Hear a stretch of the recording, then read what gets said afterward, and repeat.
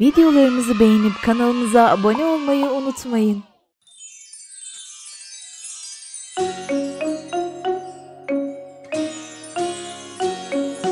Bahçede oynarken top üşüttü dün akşam. Bahçede oynarken top üşüttü dün akşam. Ciğerim sanki körük bir nezle, bir öksürük. Ciğerim sanki körük bir nezle, bir öksürük.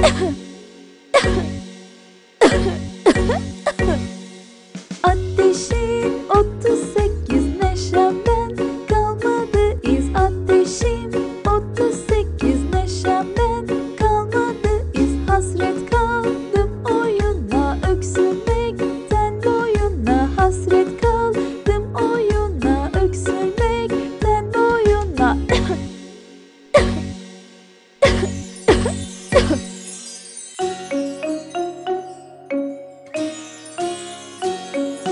Bahçede oynarken top üşüttü dün akşam. Bahçede oynarken top üşüttü dün akşam. Ciğerim sanki körük bir nezle, bir öksürük. Ciğerim sanki körük bir nezle, bir öksürük.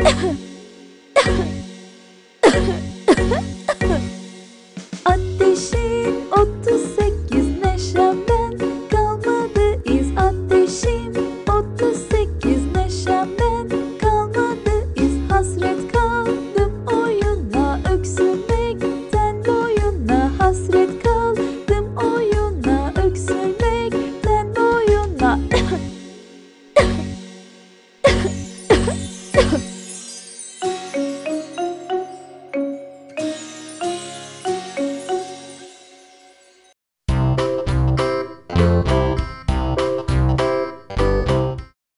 Videolarımızı beğenip kanalımıza abone olmayı unutmayın.